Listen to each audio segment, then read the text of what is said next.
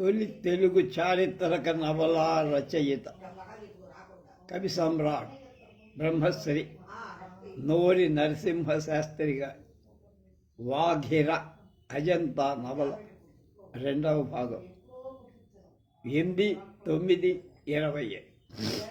7వ అధ్యాయం. ఆ గుహారామంలో విగ్రహ కల్పన పూర్తి చేశాక అశోకుడు అందులో ఎక్కడెక్కడ ఏ చిత్రాలు ఎలా లిఖించాలో ఆలోచిస్తూ చాలా కాలం గడిపారు. ఆ రోజుల్లో రాత్రింబవళ్ళు ఆ గుహారామాల్లో అతడు చిత్రశూన్యాలుగా ఉన్న దాని గోడల వంక పై కప్పు వంక చూస్తూ ధ్యాన నిమగ్నుడై ఏకాంతంగా జాముల కొలది నిశ్చలంగా నిలిచొండు కూర్చొను పడుకొను మననం చేస్తూ ఉండే. ఆ శిలను మందిరాకారముగా తొలచి స్తంభాలు, గర్భాలయాలు ఇలాంటి ప్రదేశాల విగ్రహాలు మలచి సాధించిన ఘనకార్యానికి అతనికి ఏమాత్రం తృప్తి కలగల. ఆ కుడ్యాలు పై పటలాంతర్భాగాలు చిత్రాలంకార శూన్యాలై ఉండడం అతని అనుక్షణం అవి తమ్ము శీఘ్రమే పూరించమని తొందర పెడుతున్నట్లుగా అతనికి అనిపిస్తూ ఉంది. అశోకుని చిత్రరచన కావింప వ్యగ్రత అతిశయించు కొలది భావాలు దొంతరలుగా రావటం ప్రారంభం.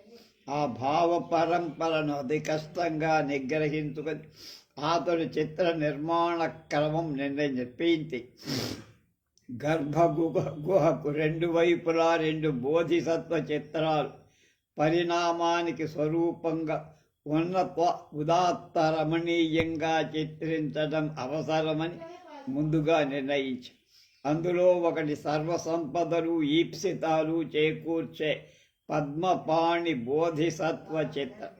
అందులో తన ప్రజ్ఞ అంతా ప్రదర్శించాలని అతడి సంకల్పం.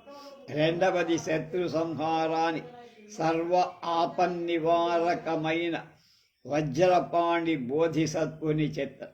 ఈ రెండే కాక మరికొన్ని బోధిసత్వ చిత్రాలు కూడా మనస్సులో స్ఫురించాయి.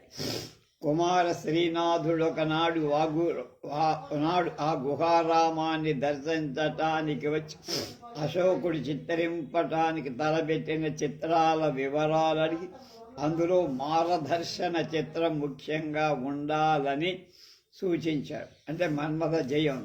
భగవానుడు బుద్ధత్వం ప్రాప్తించిన వెంటనే మారుడు వచ్చి నయంగా భయంగా భగవానుని లోకొనటానికి యత్నించి దర్శితుడై విఫల ప్రయత్నుడైన కథ ఇందులో చిత్రించడం అవసరమని అశోకుడు అంగీకరించి సంఘాధ్యక్షుల సూచనలు అతడు శిరసావహించి సిద్ధార్థుడై పుట్టి బుద్ధత్వం పొందటానికి పూర్వం బోధిసత్వుడు ఎన్నో జన్మలెత్తి ఒక్కొక్క జన్మల్లో ఒక్కొక్క సద్ధర్మాన్ని అనుష్ఠించి అందులో పారంగతుడు అవుతూ వచ్చాడు.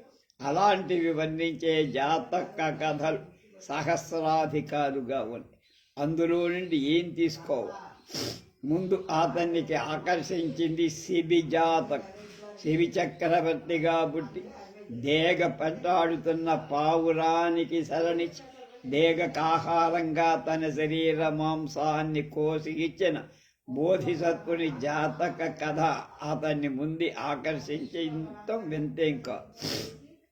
మరికొన్ని జాతక కథలు కూడా ఎన్నుకొని మహాజనక జాతక కథ విపులంగా చిత్రిస్తే తన కళా వైదగ్ధ్యం విస్తారంగా ప్రదర్శింపవచ్చని అతడు నిశ్చయం చేసుకుని రాజసోదరుడు రాజును సంహరించగా గర్భవతి అయిన రాణి పారిపోయి దేశాంతరంలో బోధిసత్వుణ్ణి ప్రసవించి అతన్ని మహాజనకుడనే పేరు పెట్టి అతడు వర్తకం చేసే సముద్రయానం చేస్తుండగా ఆ నౌక తుఫానులో పగిలిపోయి మహాజనకుడు రక్షితుడై ఒక రాజ్యాన్ని చేరి చేరగా రాజా అతని వృత్తాంతం తెలిసి సీనది అనే రాకుమారినిచ్చి వివాహం చేసి కొంతకాలానికి వైరాగ్యం కలిగి మహాజనకుడు అరణ్యాలకు పోవటానికి నిశ్చయం రాణి శ్రీవలి అతన్ని ఎన్నో విధాలుగా మోహముగ్ధుణ్ణి చేసే ప్రయత్నించి కూడా లాభం లేక చివరకు అతనితో పాటు అరణ్యవాసానికి వెళ్ళి ఈ మహాజనక జాతక కథ చిత్రింప నిశ్చయించిన తరువాత అశోకుడు చిత్ర రచనకు ప్రారంభించు. అశోకుడు అట్లా ప్రధాన చిత్రాలు ఎక్కడ ఏ రంగులతో లిఖించాలో స్థిరపరచుకొని శిష్యుల చేత సహాయ చిత్రకారుల చేత తాను గుర్తించిన ప్రదేశాలలో గోడల మీద కుడ్యాన్ని మొదట బెందడి పూతతో సిద్ధం చేయిస్తూ తాను కూడా వారికి అందులో సాయపడుతుంది. ఆ పనులలో వాఘీరా కూడా కొండప కూడా ఇద్దరూ తమ చేతులు వేస్తున్నారు సహాయం. మొదటి పూత అయిన తర్వాత ముత్యపు పొడితో చేసే సుధాలేపనాన్ని దానిపై రేఖలు తీర్చడం, రంగులతో చిత్రాలు పూరించడం, ఈ పనులు మాత్రం అశోకుడే స్వయంగా చేస్తూ ఉండే. ఆ పని ఇతరులకు అప్పగించడు. అతడట్లా చిత్రించేటప్పుడు అన్యులను ఎవరిని అక్కడికి రానివ్వడు. ధ్యానభంగం అతడేమాత్రం వచ్చేవాడు కాదు. లోపలి గది వామభాగంలో వెనక అంటే ఎడం వైపు గోడ మీద పెద్ద ఎత్తున పద్మపాణి బోధిసత్వుని చిత్రించారు. సువర్ణ ఛాయ గల బోధిసత్వుని సాధు సుందరాకారం భక్తి గౌరవాలు కలిగిస్తారు. చామర గ్రాహిణులు కిన్నెర గంధర్వులు మనోహరంగా ఉన్నారు. రాజదంపతుల మయూరాలలో శృంగార క్రీడలు రమ్యంగా ఉన్నాయి. సింహాలు కోతులు అశోకాది తరులతా గుల్మాలు ఆనంద పరవశంగా చిత్రింపబడ్డాయి. పద్మపాణి బోధిసత్వుని చిత్రానికి వామభాగంలో కొద్దిగా కిందగా ఒక ప్రదేశంలో అశోకుడు శూన్యంగా వదిలాడు. నెలలు జరిగిపోతున్నాయి కానీ ఆ ప్రదేశంలో ఏం రాయాలి, ఏ చిత్రం వెయ్యాలి అతనికి నిశ్చయం రాల. ఏకాంతంగా ఆ శూన్య ప్రదేశం ఎదుట కూర్చొని ఎన్నో రాత్రులు అతడు జాగరణ చేసిన స్ఫురించల. పద్మపాణి పాదాలంటి ధ్యానిస్తున్న తన కర్తవ్యం స్ఫురింపక ఉండకపోవడంతో నానాటికి అతనికి ఒక విచిత్రమైన బాధ అయింది. ఇతర చిత్రాలు ఎన్నో పూర్తి చేస్తున్న పద్మపాణి దగ్గర ఉన్న ఈ శూన్య ప్రదేశంలో అశోకుడు ఏమి చిత్రించలేకపోయాడు. 8 ఒకనాడు అశోకుడు ఆ చావడి నడవకు ఎడమ వైపున గుహలో మహా జనక జాతకములో నౌకాభంగం చిత్రిస్తాడు. సొధపై నల్లని మసిరంగుతో రేఖలు ముందు గీశాడు. అట్లు ఆకారం ఏర్పడిన బొమ్మ మధ్య రంగులు పూయించాడు. సుధ ఆరిపోక ముందే చిత్రమంతా పూర్తి కావాలనే తొందరలో మధ్యాహ్న భోజనానికై ఇంటికి వెళ్లకుండా సాయంత్రం వరకు అక్కడే ఉండి చిత్ర రచన చేస్తాను.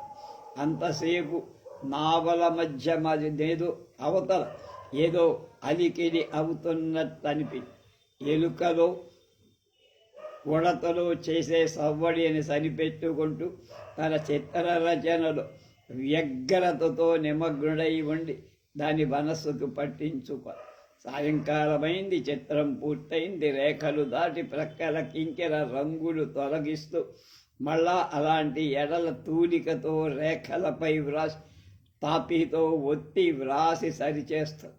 ఈసారి స్పష్టంగా ఎవరో ఇద్దరు నవ్వుతున్న శబ్దాలు వినపడ్డాయి. అశోకుడు ఉలికిపాటు కోపావేశంతో అటుపోయాడు. తాను శూన్యంగా ఉంచిన అర ముందు వాఘీరాయు కొండపయు నిలుచుండి ఏదో గుసగుసలాడటం గమనించి ఇక్కడికి ఎందుకు వచ్చితురా వేధవ అని ఆవేశంతో కొడుకుని కొట్టటానికి అతడు తన చేతిలో ఉన్న పెద్ద కుంచ ఎత్తాడు.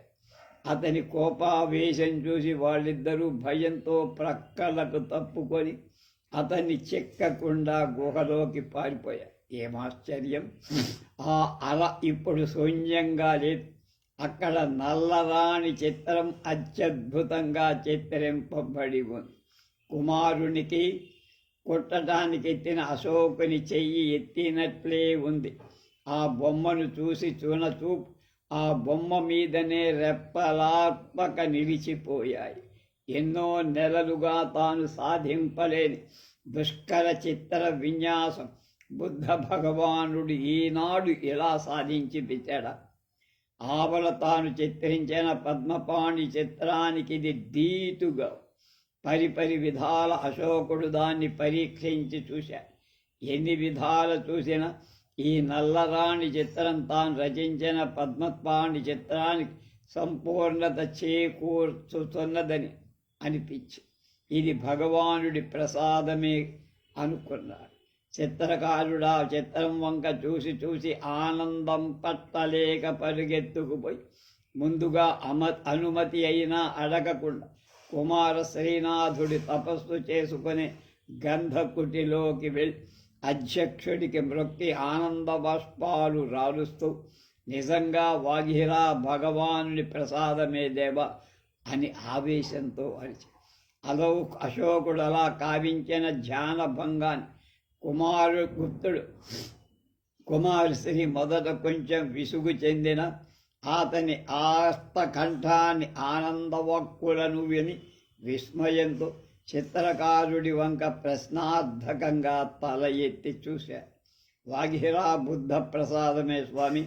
ఆ తల్లి అల్లరి చూసి మధ్య మధ్య విసుగొచ్చేవాడిన నా తప్పు క్షమించండి.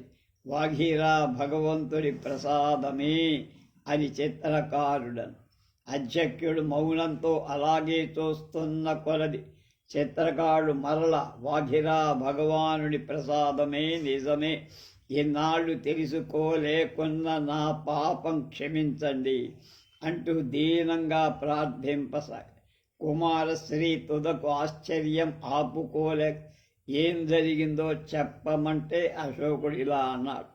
నేనెన్నో నెలలుగా రేయింబగళ్ళు ఆలోచించు చిత్రం రాయాలని ఆలోచన తెగక బాధపడుతున్న ఖాళీగా ఉన్న ఆ అరలో చిత్రం ఒకటి అత్యద్భుత శక్తితో వాగిరా ఇవాళ పూర్తించి శ్రమ అనుకొనక తమరొక మారా చిత్రాన్ని స్వయంగా చూడటంకి దయచేయాలి అన్నారు. ముడతలు పడిన కుమార శ్రీనాథుడి ముఖంలో హిమాద్రిల చిరునవ్వు వెన్నెలలు కాంతివంతం అవుతుండగా అతడు చిత్రకారుడి వెంట ఆ కొత్త గుహాలయానికి బయలుదేరాడు. మధ్య మధ్య అతడలా వచ్చి ఆ గుహారామాన్ని చూసిపోతూ నిర్మాణాదులను సూచనలు ఇచ్చిపోతుండటం కొత్తేం కాదు. పద్మపాణి చిత్రం దగ్గర గోడ మీద చిత్ర రచనకై ఘట్టనం చేసిన చిత్రం రాయక ఖాళీగా ఉన్న ఆ అర అధ్యక్షుడి దృష్టి ఆకర్షించే ఉంది. ఇప్పుడు పోయి చూడగా అక్కడ నల్లరాణి చిత్రం అద్భుత ప్రజ్ఞా చాతుర్యంతో చిత్రింపబడి ఉంది. తడి ఇంకకుండా ఆరకుండా ఆ బొమ్మ వింత మెరుగులు చిమ్ముతో ఆవల పద్మపాణి బోధిసత్వుని చిత్రం సువర్ణ ఛాయతో కుడి చేత నీలోత్పలం పట్టి ఎడమ చేయి జ్ఞానముద్ర ధరించి ఉండి ధ్యానాసక్త విమోచనాలతో ఆకర్షిస్తుంటే ఈవల నల్లరాణి చిత్రం నీలకాంతితో విరాజిల్లుతూ అర్ధచంద్రాకృతిగా వంగి ఉన్న నాళంతో కలువ ఒకటి చేపట్టి పద్మపాణి తన వంపునకు అనుగుణంగా తన తల వాల్చి శృంగార రసమయమైన చిత్తశాంతితో పద్మపాణి శక్తిల ముగ్ధ మనోజ్ఞంగా అలరారుతూ ముల్లోకాలను మోహింపచేయునట్టు తన ప్రమాణాలను నిలిచి ఉన్నది. కుమార శ్రీనాథుడు తదేక ధ్యానంతో ఆ చిత్రం వంక చూస్తూ అలాగే నిలబడిపోయి ఆ వృద్ధ భిక్షువు హృదయ కుహరంలో 50 ఏళ్లకు పూర్వము అనుభవానికి వచ్చి ఇన్నేళ్లు విస్మృతి పథంలో పడిపోయిన భావాలు ఈనాడు ఒక్కసారిగా రేకెత్తాయా అనిపించింది.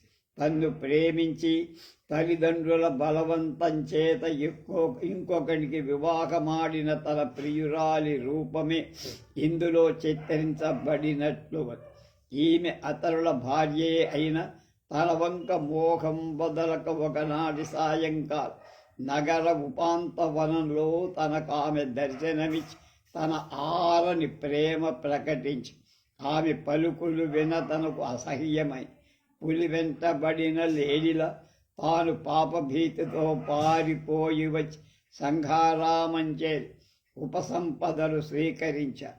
నగర ఉపాంతవనంలో తన ప్రియురాలు తన హృదయాంతరాళంలో ఆ సాయం వేళ కలిగించిన వ్యామోహం ఇప్పుడు ఇన్నేళ్లకి వర్ధకంలో ఈ చిత్రం చూసేటప్పుడు ఇప్పుడే అనుభవిస్తున్నట్లు కొత్తగా అనిపించి కుమార శ్రీనాథుడు ఆపాదమస్తకం కంపించి తన స్వానుభవం భగవానుడికే కాక మరి ఎవరికి తెలుసు, భగవాన్ నన్ను క్షమించు రక్షించుము అని దీనంగా ఆక్రందన చేస్తూ కుమార శ్రీనాథుడు అడుగులు పెట్టటకైనా ఓపిక లేక భయంతో బరువెక్కినటువంటి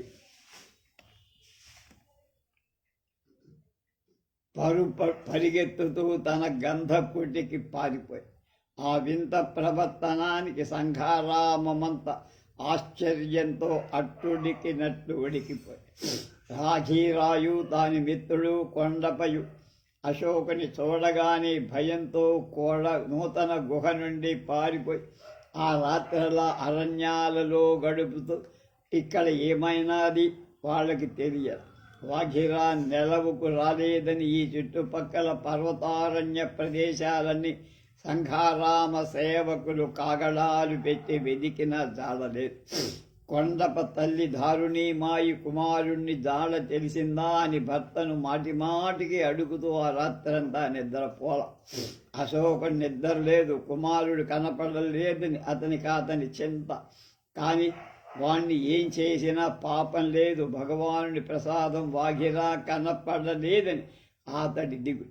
సంఘారామం ముందు దివిటీలెప్పుడు కానబడన చిత్రకారుడటు పోయి సేవకులను వాఘీరా దొరికిందా, భగవానుని ప్రసాదం దొరికిందా అని ఉత్కంఠతో ప్రశ్నిస్తూ వచ్చారు. తన నెలవు చేరింది మొదలు కుమార శ్రీనాథుడు సంధించిన వాడిలా పరుబలింపసాగ తీవ్రంగా జ్వరం వచ్చింది. సంఘారామ వైద్యుడు ఉద్విగ్న హృదయంతో చికిత్స చేస్తున్నారు. ఆ మర్నాటి సాయంకాలం ఆకలితో నీరసించి సొమ్మసిలి పడి ఉన్న వాఘీరాను దాని మిత్రుణ్ణి అడవిలో ఒక రావి చెట్టు కింద సంఘారామ సేవకుడు చూసి సంఘారామానికి చేర్చారు. 9 కుమార స్త్రీ అస్వస్థుడై ఉన్నందు సంఘారామ వ్యవహారం ఉపాధ్యక్షుడైన సంఘజిత్తు చూస్తున్నారు. కనుక వాఘిరా ఆగడములు అతనికి కుమార స్త్రీకి విన్నవించుకొని తివాట్లు తిన్నాడత. అప్పటికాతడు దొంగినట్లే ఉన్న అతని హృదయాంతరాళంలో వాఘీరా అన్న అసహ్యం మాత్రం పోల.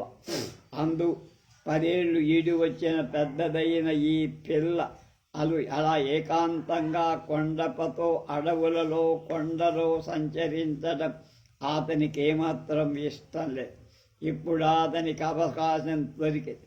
అడవిలో ఉండి సేవకుడు తెచ్చిన రోజున అతడు వాఘీరానప్పటికేమీ అనక కొండపను ముక్క చివాట్లు పెట్టారు.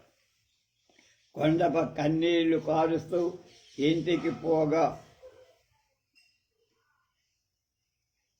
అశోకుడు ఎదురై ఆగ్రహంతో వేరి వెధవ, భగవానుడి ప్రసాదం నీ పట్ట పెట్టుకొనుతున్నవి అంటూ దండింపపోతుండగా ధరణి మాయి అడ్డు వచ్చి తప్పించి ఆకలిచే నీరసించి ఉన్న పిల్లవాడు ఆదరంతో ఆహారం పెడుతూ కన్నీళ్లు పొరలుతుండ అతనికి బుద్ధులు చెప్పి, నాయనా నీకోసం నిన్నటి నుండి ఎంత దిగులు పడ్డానురా, ఆ పాడు వాహిరాతో సహవాసం చేయకురా తండ్రి, అది ఎప్పుడు ఏ పులి నోటికో నిన్ను అప్పగించి పక్క నవ్వుతుందిరా, అది పులి పిల్లరా మనిషి కాదు. తక్కిన పిల్లలు కూడా కొండప చుట్టూ చేసి 10 మాటలు చెప్పారు. వారందరిలో కడకట్టిదైనటువంటి ఆడపడుచు కళ్ళు ఆశ్చర్యంతో పెద్దగా విప్పి ఇలా, అమ్మా వాఘీరా గోల్డ్ నిజంగా పులిగోల్డేనే, ఒకసారి దాగిలి మూతలు ఆడుకుంటూ అది పొదలో దాక్కొనగా పట్టుకోవటానికి అక్కడికి వెళ్ళి నేను చూశా కదా, అక్కడ వాఘీరా లేదు, అచ్చంగా పులి పిల్లే ఉంది. నేనది చూసి భయపడి కెవ్వున కేకేసి పారిపోయి వచ్చి మళ్ళా కొద్దిసేపటికే మామూలు వాఘీరాయే నవ్వుతూ ఆ పొదలో నుండి బయటకు వచ్చిందమ్మా అన్న. ఇంతలో అశోకుడు కుర్రవాణ్ణి బదలి వాఘీరా క్షేమాన్ని తెలుసుకోవటానికి అది అప్పుడే కొంచెం రొట్టె తిని పాలు తాగి అందుపై వచ్చిన ఓపికతో ఒక రాతి బండపై కూర్చొని కూని రాగాలు చేస్తూ అడవి పాటలు పాడుతుంది. అడవి అడవి మీ నాన్నవలే అక్కడ పెరిగే అశ్వత్థమ్మే, అడవి అడవి మీ అమ్మెవలే అగ్గులు పూసే ఆ అశోకమే, అడవి అడవి నీ కొడుకెవ్వలే, అడవి అడవి నీ అగడుగో కూయను ఆపికమే, అడవి అడవి నీ పిల్లెవలే ఆటల పాటల ఆశలయే, అయితే అడవి నీ మగడవలే అడకువ అడకువే ఆ కొండన్. ఆ వింత పాట వాఘీరా పాడుతుండగా దాని కంఠమాధుర్యానికి ముగ్ధుడై వింటూ అశోకుడు నిలబడిపోయి సరిగా అప్పుడు అది ఉన్నది ఆ అర్ధచంద్రాకృతి గల ఆ కొండ కోనలోని మధ్య ప్రదేశంలో గల బోధి వృక్ష మూలం. అక్కడిని కుమారశ్రీ తపస్సు చేసుకునే గుహారామం. దానికి పడమరగా అశోకుడి గురువు చిత్రించిన చిత్రాలు గుహారామ. అశోకుడి గురువు ఇప్పుడు చిత్రరచన చాలించి త్రిరత్నాలు స్వీకరించి బౌద్ధ భిక్షువై ఆ గుహారామంలో తపస్సు చేసుకుంటున్నారు. అటువైపునకు వచ్చిన అశోకుడు గురువులను దర్శించి ముక్తి కానిపో ఈనాడు ఆ లోపలికే పోక వాఘీరాను పలకరించి అది ఆ నల్లరాణి చిత్రం ఎలా చిత్రించిందో తెలుసుకోవాలని కుతూహలంతో ఆగాడు. వాఘీరా కొంతసేపు తర్వాత తన పాట పాడుకొని మరికొంతసేపు పరధ్యానంగా ఏదో ఆలోచిస్తూ ఉండి ఆ తర్వాత చిత్రకారుడి రాక గమని వెంటనే అది చంగున గంతు వేసి అతని మెడను గట్టిగా పట్టుకొని మామా అంటూ కౌగలించు. భగవానుడి ప్రసాదము లభించిందన్న ఆనందం చిత్రకారుడు దాన్ని కళ్ళకద్దుకున్నా. కానీ వాఘీరా అతని వీపంతా తన గోళ్లతో రక్కి వేస్తాడు. కొండప కొట్టవు కదా, కొట్టవు కదా, కొండపను కొట్టవు కదా, కొట్టవు కదా అంట. కొండప పేరెత్తగానే చిత్రానికి కోపం మళ్ళీపోయి ఆ వెధవను కొట్టడేనా, చర్మం ఒలిపిస్తా, చంపేస్తా. ఆ పలుకులు వినగానే వాఘీరా రెండు చేతుల గోళ్ళు అతని వీపున పులి గోళ్లలాగా దిగబడి, కొండపను కొట్టావా, నిన్ను చీల్చేస్తా, గొంతు పిసికేస్తా, కొండపను కొట్టను అను అని ఈ విధంగా పలుకుతూ వాఘీరా విజృంభి. చిత్రకారుడు ఆశ్చర్యపోతూ సరే కొట్టం లేవే, వీడు నిజంగా నాకొక మాటకు సమాధానం ఇచ్చావా, అతన్ని ఎప్పుడూ కొట్ట, ఆ చిత్రం రాయాలని నీకెలా స్ఫురించిందో చెప్పవా వాఘీరా అని బతిమాలి. వెంటనే పక్క నవ్వుతూ వాఘీరా అశోకుని వదిలిపెట్టింది. మామా, ఆ బొమ్మ నేను వ్రాయలా, కొండప వ్రాశాడు. ఏం తోచగా నన్ను ఎదురుగా నిలుసోమని చెప్పాడు. వాడు మాటి మాటికి తల ఎత్తి నా వంక చూస్తూ ఆ బొమ్మ రాశాడు. నేను నవ్వాపుకోలేకపోయా. ఆ గోడ పాడు చేశాడా, నేను రేపు చేర్పి పెట్టాలే, కొండపను కొట్టబోకు మామా అని. వాఘీరా మాటలు చిత్రకారుడు నమ్మక ఇంకా ఏమేమో మాట్లాడు. అంతలో సంఘజిత్ అక్కడికి వచ్చి అశోకుని వంక త్వర చూస్తూ నీ కొడుకే అనుకుంటా, నీవు కూడా పాడు చేస్తున్నావా అని మందలించాడు. చిత్రకారుడు పరాభవంతో సిగ్గుతో ఇంటికి వెళ్ళి కుమారుణ్ణి పిలిచి, ఒరే నిజం చెప్పు, ఆ చిత్రం ఎవరు రాశారు, నిజంగా చెప్పితే చెప్పకపోతే చంపేస్తాను అన్నాడు. కొండప 10 నెలలు వచ్చినా మనసులో పసితనం పోల. నేనే నాన్న, నేనే, మళ్ళా అలా రాయంలే, నన్ను కొట్ట. వాఘీరాను చూడు అది పెద్దదైంతో నా ఏ ఆకారం పొందుతుందో ఆలోచిస్తూ ఆ పిచ్చి గీతలు గీశారు. మనస్సు ఉగలాటమవులే ఆపుకోలేక వ్రాసా. మళ్ళా గోడల మీద పాడు చేయండి, కొట్టకు నాన్న కొట్టకు అని కొండప బతిమాలుతున్నాడు. ఈసారి కొండప అశోకుడు ప్రేమతో గాఢాలింగనం చేసుకుని ఆనంద బాష్పాలతో అతడి శిరస్సు తడిపి వేశారు. ఏమిట్రా నాన్న చంపుతున్నారు అబ్బాయిని, మీకేమైనా పిచ్చా అని దారుణి మాయ అశోకుని లాగి వేసే వరకు అతని బిగి కౌగిట పిల్లవాడు నలిగిపోతున్నాడని అశోకుడు గ్రహించాల. 10 ఆ సంఘారామానికి ముందు ఉన్న కుంతల దేశాన్ని పాలిస్తున్న శ్రీ సత్యాశ్రయ పులకేశి వల్లభ చక్రవర్తి సంఘరామన్ దర్శించటానికి వాబోతున్నాడని వార్త రావడంతో మహారాజులకు ఆతిథ్యం ఇవ్వటం ఎలా ఎన్నో ప్రయత్నాలు జరుగుతున్నాయి.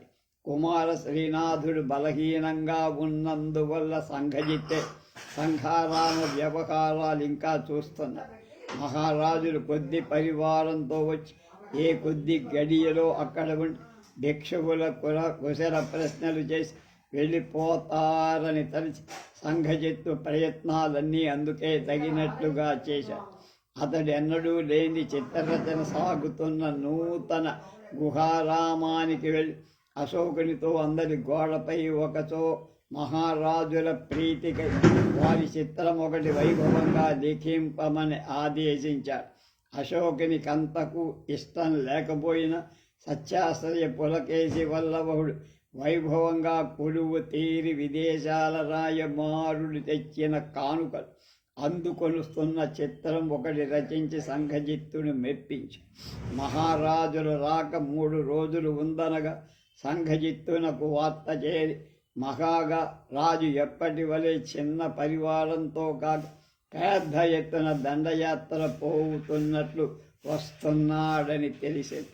మహారాజుల అంతఃపురం జనమంతా కదలి వస్తున్నారు. వారి అనుగు తమ్ముడు కుబ్జ విష్ణువర్ధనుడు తన రాణులతో వస్తున్నారు. మంత్రులు, దండనాథులు, నగర పాలకులు, చారులు వస్తున్నారు. చతురంగ బలాలతో మహాసేనే వస్తారు. ఈ వార్త తెలియగానే సంఘజిత్తుకు సంభ్రమం కలిగి ఆ వెంటనే అమూల్యమైన బహుమానాలతో మహారాజు దగ్గరకు దూతను పంపి సంఘారామంలో ఉన్న పర్వతం చిన్నదని, తమ పేద మందిరం ఎందరు పెద్దలకు సగౌరవంగా ఆతిథ్యం ఇవ్వటానికి చిన్నదని వినయ సంభ్రమాలతో విన్నవించారు. మహారాజా దూతను ఆదరించి అతడు తెచ్చిన కానుకలు తీసుకొని వాటికి 10 గుణాలుగా 10 రెట్ల సంఘారామానికి బహుకృతలర్పించి ఇలా మాట చెప్పారు. భిక్షువులైన మీరు మా ఆతిథ్యం ఇయ్యాల్సిన అవసరం లేదు. మీ శుభాకాంక్షలే మాకు 10,000. మాకు అవసరమైన వస్తుజాలమంతా మా వెంట ఉంది. మా పరివారం మీ వైపున ఉన్నంతకాలం వాఘిరా నదీ జలాలు పర్వతం దిగేంత వరకు కస్మలం లేకుండా కఠినంగా కట్టడి చేస్తున్నాం. మా మర్యాదలకు మీరేమీ కంగారు పడక్క. మహారాజుల ప్రతివచనం అందుకొని సంఘజిత్తు ఒక ఇంచుక తేలిపారారు. అయినా మహారాజు అక్కడ ఎన్ని రోజులుంటాడు, ఏ లోపాలు జరుగుతాయో అని దిగులు పడతాడు. కానీ మహారాజు పరివారం సంఘారామానికి ఎలాంటి ఒత్తిడి కలిగించాల. రాణువ కదిలిపోతున్నట్టే పెద్ద ఎత్తున పటకుటీరాలు, ఖరాలు, బండ్లు, బలీవర్దాలు, వస్త్రాలు, అశ్వాలు, గజాలు వచ్చి చుట్టుపక్కల అరణ్య ప్రదేశంలో అక్కడక్కడ చెట్లు తక్షకులు నరికివేయగా మాపకులు కొలతలు వేసిపోవ స్తపతులు నివాసాలకు, క్రీడలకు, భోజన శయనాది సౌఖ్యాలకు మందిరాలు మహానగరంలాగా 2 రోజులు నిర్మించేశారు. కొంతమంది పెద్దలు ఉద్యోగులు తప్ప సంఘారామ పర్వతంపై కానీ దాని ఎదుట ఉన్న మహాపర్వతముల మీద కానీ నివాసాలు ఏర్పరచుకోవాలి.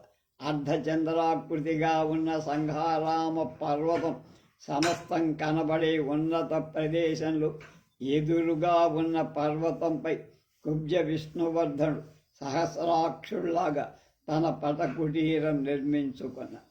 గుహారామాలన్నీ మహారాజుకు అక్కడికి వచ్చిన నాడే శీఘ్రగతిని దర్శించి వచ్చారు. ఆ రోజే అక్కడ విద్యాశాలలు, వైద్యశాలలు, అతిథిశాలలు, కోష్టాలు, స్థపతుల శిల్పాలు, చిత్రకారుల, సేవకుల నివాసాలు అన్నీ చూశారు. మహారాజు దేని సందర్శింపబో మందా ప్రదేశం భటులు పరీక్షితు. తర్వాత రాజపురుషులు చూస్తారు. తర్వాత తమ్ముడు కుబ్జ విష్ణువర్ధనుడు దారి చేస్తుండగా మహారాజు దర్శిస్తారు. మహారాజు వెనకే ప్రధాన దండనాథుడు అనుసరిస్తారు. ఈ పటాటోపమంతా చూసిన సంఘారామ భిక్షువులలో, సేవకులలో భయోద్వేగాలు కలి. మహారాజు వేదమతాభిమాని అని సరిపడని వారెవరో సంఘారామంపై నిందలు మోపి వేగులు చేర్చి ఉండటం చేత పరీక్షించే నెపంతో శిక్షించదకే ఇక్కడికి మహారాజు వచ్చాడని వారిలో గుసగుసలు బయలుదేరు. అయినా మహారాజుడెక్కడా ముఖం చిట్టించినట్లు కూడా లేదని గమనించడం చేత వారికి ధైర్యం కలిగి ఆ మర్నాటి నుండి మహారాజు పూటకొక గుహారామం వంతున ప్రత్యేకంగా పరిశీలించి అలా పరీక్షిస్తూ 2 వారాలు అక్కడే పరివారంతో ఉండిపోయారు.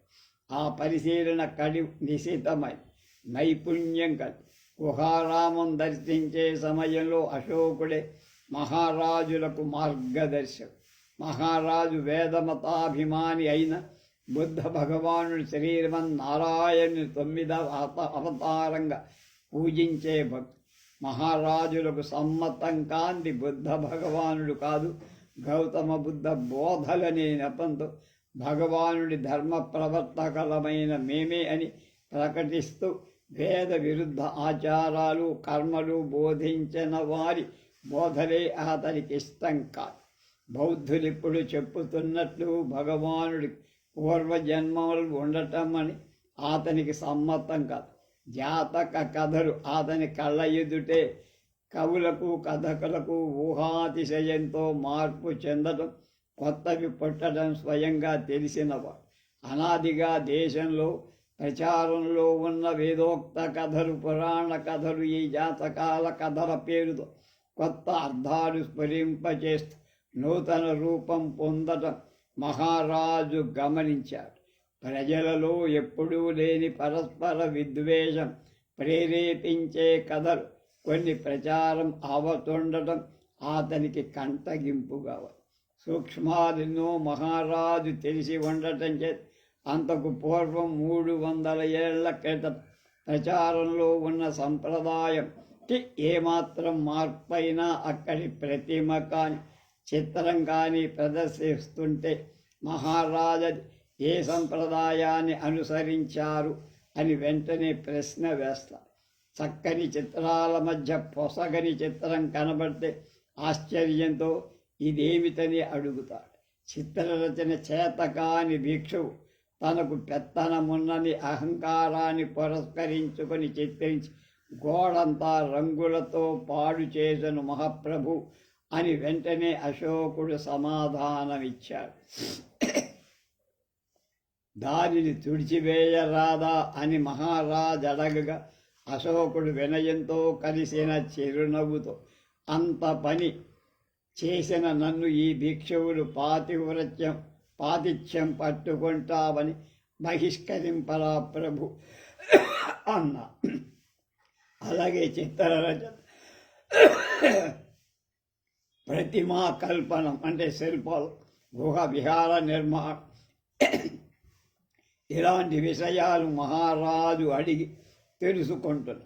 కొంత పని చేసి ఆపిన గుహల గురించి ఈ పని ఎందుకు ఆగిపోయిందని రాజు ప్రశ్నించడం, నీళ్లు నములుతూ చిత్రకారుడు జవాబులు చెప్పడం కూడా జరిగింది. మహారాజా, ఇది ఎప్పుడూ జరిగిన మాట, విసరగా కారణం ఇదమిద్దమని చెప్పలేదు. ఈ గుహారామాలు తొలిపించి ఆజ్ఞాపించింది రాణి. అది ఆరంభించిన కొద్ది కాలానికే కాలధర్మం పొందిందంట. అది కాక దీనిలో శిలాదోషం కొంత లోతుకు పోతాయి కానీ తర్వాత కనిపించదు. మహారాజు చూడాలని అనుజ్ఞ ఇచ్చిన గుణపంతో కొట్టి భూలు మ్రోత దర్శింపగలరు. ఇదిగో అంటూ మహారాజు అనుమతితో పరుగు తెప్పించి కొట్టి శబ్ద భేదాన్ని ప్రదర్శించారు. అలాగే ఇతర గుహల లోపాలు అతను మహారాజుకు చెప్పారు. మహారాజా, ఈ గుహ చూడండి, ఇది వట్టి సున్నపు రాయి, కొంత గుణపాలకు ఎదురు తిరిగే వజ్రాల వంటి కఠిన శిలలు, కొంత బీటలు నెర్రలు పడి ఇది గుహా నిర్మాణానికి ఏమాత్రం పనికిరాదు. దీన్ని ఆరంభించిన స్థపతికి శిలాస్వరూపం తెలిసినట్టు కనపడదు. ఈ గుహారామం అలాంటిది కాదు. ఇందులో కొంత దూరం తవ్వాక జలం ఊరటం చేత పనికిరాదని వదిలేశాడు ఆ స్థపతి. అశోకుడి వివరాలు వింటూ మహారాజు అన్ని గుహారాలు దర్శించి చివరకు కొత్తగా నిర్మించిన అశోకుడే స్వయంగా అలంకరిస్తున్న గుహారామాన్ని దర్శించటానికి వెళ్ళి అది అన్నిటికంటే తూర్పు చివర తాను తొలిపించి నిర్మించి స్వయం 11వ అధ్యాయం నిర్మించి స్వయంగా చిత్రరచన చేస్తున్న గుహారామాన్ని మహారాజులు దర్శింపబోతుండగా అశోకునికి ఒక వంక సంతోషం, ఇంకొక వంక ఉద్వేగం కలిగే. అది చూసి సహృదయులైన మహారాజులేమనుకుంటారు అని అతడు ఎరుంగ ఉత్సాహం, భయం రెండు. ఆ గుహ ఆరామాన్ని దర్శించినప్పుడు మహారాజు వెనకటిలాగా అశోకుణ్ణి ఏం ప్రశ్నించాల. ముందు దాని ముఖమందిర విశిష్టత చూసి ఆ మహారాజు కోసేపు ఆగి స్పష్టంగా ముఖంలో సంతోషం ప్రదర్శి. ఆ తర్వాత ముఖద్వారం నుండి గర్భాలయంలో ధ్యానంతో నిమీలిత లోచనాలతో ఉన్న బోధిసత్వుని విగ్రహంపై వెలుగు పుష్కలంగా ప్రసరించుట గమనించి అశోకుణ్ణి దగ్గరికి పిలిచి, అది అవధూకితేశ్వర విగ్రహమనే అనుకున్నావా అన్నది. చిత్తం అన్నాడు అశోకుడు. అని అందులో తాను సంప్రదాయ సిద్ధమైన అవలోకితేశ్వర మూర్తిలో తెచ్చిన చిన్న మార్పుడు మహారాజు గమనించాడని గ్రహించాడు. అప్పుడు మహారాజు గుహారామంలో ప్రవేశించి ముందు గుహ నిర్మాణ విశేషాలు సింహావలోకనం చేశారు. శిలలో ఎందైనా మెతగదనం ఉన్నదేమో, అతి కఠిన శిల ఉందా, పులుపులెక్కడైనా ఉన్నాయా, నీరు ఎక్కడ ఊరుతోంది మొదలైన విషయాలు పరీక్షించి లోపాలు ఏమీ లేవని గమనించి సంతోషపడ్డాడు. మళ్ళా రెండవసారి గుహాలయంలో ప్రదక్షిణం మొదలుతూ చెక్కిన శిలా ప్రతిమలు, స్తంభాలు, లతలు, జంతు విన్యాసాలు వేర్వేరు శ్రద్ధగా పరిశీలి. గర్భాలయంలో అవలోకితేశ్వరమూర్తి ఎదురు భక్తితో నిలచి నమస్కరి, నీకు జన్మ పరంపర ఉడిగింది, నిర్వాణంలో ప్రవేశించమని చక్రాదులు అర్థించిన చతుర్దశ భువనాలలో జన్మ పరంపరలో పడి అలమటిస్తున్న జీవకోటులన్నీ నిర్వాణం ప్రాప్తించే వరం నేను నిర్వాణంలో ప్రవేశింపనని భీష్మించి నిలిచిన ఆ కృపామూర్తినెవరు ఎవరు సంభావించుకుంటారు? ప్రేక్షకులను విశేషంగా ఆకర్షిస్తున్న ఒక తలగల 4 జింకల స్తంభాన్ని చూసి రాజు మందహాసాన్ని ప్రసరింపజే. రాజు 3వసారి ముఖాప్రదక్షిణ ప్రారంభించి అందులోని చిత్ర రచన పరిశీలి. పులకేసి వల్లభుడు తాను వైభవంగా కొలువు తీరి ఉండ విదేశీయులుండి రాయబారులు దర్శనార్థం వచ్చి కానుకలు సమర్పిస్తున్నట్లు కొత్తగా చిత్రించి ఉన్న చిత్రం చూసి అంతరంగంలో ప్రీతుడయ్యు అశోకుని దాని గురించి ఇట్లా ప్రశ్నించారు. ఈ జాతక చిత్రాల మధ్య ఈ చిత్రం ఎలా పొసగి ఉంటుందనుకుని వేశావయ్యా? అశోకుడు వెంటనే అన్నారు, బౌద్ధ ధర్మాన్ని రక్షిస్తున్న మహాప్రభువుల చిత్రం ఈ గుహారామంలో ఇతర చిత్రాలన్నిటితో పొసగి ఉంటుంది, సరిపోతుందని నా మనవి. ఆ సమాధానం విని పులకేసి వల్లభుడు స్పష్టంగా మరింత సంతృప్తుడు. అక్కడి నుండి ఇంచుక సాగి చిత్రం రాయకుండా ఉన్న శూన్య ప్రదేశాన్ని నిర్దేశించి ఇక్కడ ఏం రాయదలిచావు అని అడిగాడు. అశోకుడు జంకుతూ ఇలా చెప్పాడు, మహాప్రభు ఇంకా స్ఫురించదా, ఏమేమో ఊహలు అస్పష్టంగా తోస్తూ మాయమవుతున్నాయి. స్థిరంగా రూపం ప్రత్యక్షం కాల, అది ప్రత్యక్షమైతే ఆపై చిత్ర నిర్మాణం 1-2 రోజులు మాత్రమే పూర్తి చేస్తారు. మహారాజు ఎత్తిన తల దింపకే మళ్ళీ అడిగాడు. అయితే ముందుగా గుహా నిర్మాణం, అందులోని చెక్కడపు పనులు, చిత్ర విన్యాసం సమస్త భావనలు నిర్మించుకొనకుండగానే ఈ మహాకార్యానికి మొదలుపెట్టావా?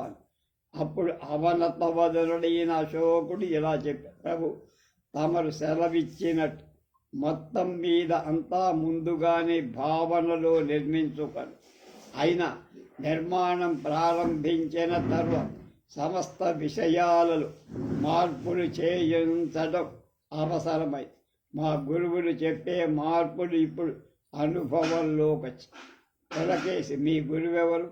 సంఘారామాధ్యక్షుడు. తపస్సు చేసుకొనే గుహారామానికి పశ్చిమంగా ఉన్న గుహలో తపస్సు చేసుకున్న వృద్ధ భిక్షువులు ప్రభు. గంభీర మనోజ్ఞమైన ఆ గుహారామం వారే తొలిచి అలంకరించారు.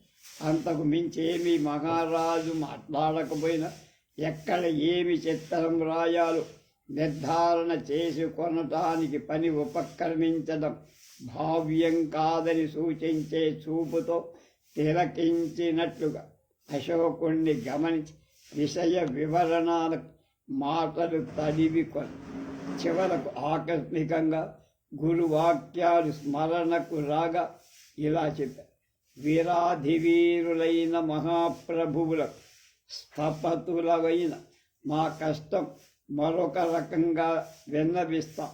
నాకు ఈ శిల బలశాలి అయిన శత్రువు వంటి మహాయుద్ధాలలో శత్రు పరాజయానికి సేనాపతులు ముందు ఎన్నో వ్యూహాలు రచించి ఉన్న ప్రత్యక్షంగా రణరంగంలో ఎప్పటికప్పుడే మార్పులు చేయాల్సి రావడం మహారాజులకు అనుభవమే అని అనుకుంటా. అలాగే స్థపతలకు అయిన మాకు కూడా ఈ శిలా విజయం, మాకు ఈ శిల ఎప్పటికప్పుడు కొత్త చిక్కులు పెట్టి తెస్తూ ఉంటుంది. జనులు తలస్తే ఈయన తలిసినట్లుగా ఈ శిల నిర్జీవం కాదు, దాని తరుగు విరుగులు ఉన్నాయి. నిద్రా సమయాలు, జాగ్రత్త సమయాలు ఉన్నాయి. అంటే అవి మెలుకునే ఉంటాయి, ఒక్కొక్కసారి నిద్రపోదు. ముందు అది తీవ్రంగా ప్రతిఘటించి నిరాశ పుట్టిస్తుంది. ఇంతలో శిథిలమై కూలిపోతా అన్నట్లు బెదిరిస్తుంది. కొంత కాఠిన్యం, కొంత బుజ్జగింపు దీనికి కావాలి. శిలకి అంటే రాయి ఆశిక్షితమైన అశ్వరాజంలాగా, అంటే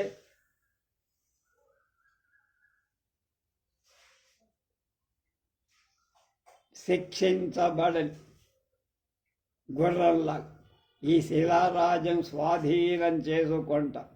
వనం నుండి పట్టి తెచ్చిన గజరాజులాగా అరణ్యం నుంచి తెచ్చిన గజరాజుని ఎలా మచ్చిక చేసుకుంటాం, అలాగే శిలం కూడా మేము చేసుకుంటాం అని సాధిస్తాం మహారాజా. విషయం స్మరించిన తర్వాత అశోకుడి మాట ప్రవాహంలాగా అవి ఆవలిస్తూ చిత్రకారుని యందు ఆదరాతిశయంతో మహారాజు ఆలోచనలో పడి మౌనమే ధరించారు. పక్కనే ఉన్న రాజ సోదరుడు కుబ్జ విష్ణువర్ధనుడు వెంటనే అందుకొని, నువ్వు చాలా యుద్ధానుభవం ఉన్నవాళ్ళగా కనబడుతున్నది, ఏ యుద్ధంలో పాల్గొన్నావయ్యా? మహాప్రభు, నేను చిత్రించిన యుద్ధ చిత్రాలు 2. ఒకటి బుద్ధ భగవానుడు బుద్ధత్వం ప్రాపించిన వెంటనే మారునితో అంటే మన్మధుడితో చేసిన శాంతి యుద్ధం. 2వది అక్కడ ఉన్న వృషభ యుద్ధం, అది చూశారు కదా. అందులో నేను చెక్కి చూపించిన ఆ వృషభ యుద్ధం ఒకటి. 2వది నా మనసులో భావించిన యుద్ధమే నేను చేసినవి ఉలి సుత్తే సమ్మెట కుంచే ఈ సాధనాలతో చేసిన యుద్ధాలే. ఈ గుహారామశిలతో యుద్ధం ప్రారంభించి ఇప్పటికి 15 ఏళ్ళు పూర్తయింది. 15 ఏళ్ళ నుంచి వీటితో కుస్తీ పడుతున్నా, యుద్ధం చేస్తున్నా, ఇంకా పూర్తి కాలేదు మహారాజా అని. కుబ్జ విష్ణువర్ధుడు అంతటితో తృప్తి పడక మరెన్నెన్నో ప్రశ్నలు వెంటనున్న దందనాథుడు అందులో తోడయ్య. పులకేసి మహారాజుకు వారు అలా అశోకుని బాధించటం ఇష్టం లేక కాబోలు ముందుకు సాగారు. అశోకుడు వాళ్ళ ప్రశ్న పరంపర నుండి తప్పించుకొని బయటపడి మహారాజు వెంటపడి మహాజనక జాతక చిత్రాలు చూడకయే సరాసరి మహారాజు పద్మపాణి చిత్రం ఎదట నిలబడి దాని వైభవాన్ని తదేక దృష్టితో చూశాడు. ఆ చిత్రాలు పరివేష్టించిన సమస్త భువనాలలోని జీవరాశుల ఆనంద పారవశ్యం కవిస్తూ పులకేసి ఆనంద పరవశుడయ్య. అలా తనివి తీర చూసి మహారాజు అశోకుణ్ణి అడిగాడు, మరి ఇది పద్మపాణి బోధిసత్వుని చిత్రమని అనుకున్నావా? చిత్తం ప్రభు. అలా అయితే ఉష్ణీషంతో అమితాభ బొమ్మలేదేమి అన్నాడు. అశోకుడు కొంచెం చిక్కుపడ్డా. మహారాజు చిత్ర సంప్రదాయం చక్కగా తెలిసే ప్రశ్నించాడు. అశోకుడు తెలియక చేసిన మార్పు కాదు. అతడు ఇలా సమాధానం చెప్పి, మహాప్రభు, తమరు సర్వజ్ఞుడు. ఆ చిత్రం నాకు భావనలో భాషించినప్పుడు అమితాభ లేకుండగానే ప్రత్యక్షమై ఉష్ణీషంలో అమితాభ చిత్రం ఎన్ని విధాల విమర్చటానికి ప్రయత్నం చేసినా కుదరల. ఆ చిత్రం పద్మపాణి ముఖవర్చస్సులు మరుగుపరపటం ప్రారంభించి చిత్రకారులకున్న స్వేచ్ఛను అవలంబించి ఈ విధంగా చిత్రించి ఈ కిరీటంలో రత్నమే అమితాభగా భావించవచ్చు. కాకపోతే ఈ నీలరాజ్ఞి చిత్రం అమితాభ శక్తి అని గ్రహించవచ్చు. మహారాజు దృష్టి వెంటనే నల్లరాణి చిత్రంపై ప్రసరించి గుహారామం ప్రదక్షిణించి వచ్చిన 2 సార్లలో మహారాజు ఆ చిత్రం బాగా ఆకర్షించిందాయని. అయినా ఇది సమయం కాదని అప్పటికి దానిపై నుండి తన దృష్టి మరల్చుకొని దాని స్వరూపం ఇప్పుడు చిత్రకారుడి వల్ల తెలుసుకొని మహారాజు దాని వంక అనేక దృష్టితో ఆనంద తన్మయుడై చూశారు. అలా చూసి అశోకుడి బహుమానం ఇవ్వమని అందతో తీసుకోమని సంజ్ఞ చేయగా అతడు వినయంతో మహారాజుకి మోకరించాడు. మహారాజు తన మెడలో ముత్యాల కంఠహారం తీసి అశోకుడికి ఇయ్యగా మహాప్రసాదమని గ్రహించి కళ్ళకద్దుకొని నమస్కార పురస్సరంగా అది శిరస్సున ఉంచుకొని ఇలా మనవి చేసి, ప్రభు, ఈ బహుకృతికి నేను తగను అన్న. ఏ మహాప్రభు, ఈ చిత్రం నేను రాసిందిక ఎవరు రాశారు? అది నాకు నిర్ధారణ కాదు, నమ్మలేకపోతాను. నా 5వ కుమారుడు రాసినట్టుగా అనిపిస్తుంది. మహారాజాజ్ఞచే అశోకుడు కొండప్పను అక్కడికి పిలిపించారు. మహారాజు సన్నిధానంలో ఎలా ప్రవర్తించాలో ఎరగక బెరుకుతో కొండప్ప అక్కడికి వచ్చి మహారాజులకు నమస్కారమైనా చెయ్యక పళ్ళికిలిస్తూ నిలబడ్డాడు. 10 ఏళ్ల కుర్రాడు. ఆ కుర్రవాడి పెద్ద నోరు, ఈకిలింపు, తెలివితేట, వ్యక్తం కాని ముఖభంగి అన్నీ చూస్తూ ఇతడెవరని మహారాజు అడిగారు. ఇతడే ఈ బొమ్మ వ్రాసిన నా కొడుకు కొండప్ప, మా ప్రభో అన్న. అశోకుడి మాటలు రాజు నమ్మలేకపోయాడు. పులకేసి రాజు తన బండ కుమారుడిపై అనుగ్రహం ప్రసరింపచేసుకోవటానికి శిల్పి అబద్ధమాడుతున్నాడని మహారాజుకు అనుమానం కొద్దిగా వచ్చి, ఒరే, నీవేనా ఈ చిత్రం రాసింది? కొండప తడబడుతూ, ఏమో తెలియదు, వాఘిరా నువ్వే వ్రాసినావు అంటూ. వాఘిరా ఎవరు? భగవానుడి ప్రసాదం. ఇది 11వ అధ్యాయం. రేపు 12వ అధ్యాయం గురించి తెలుసుకుందాం.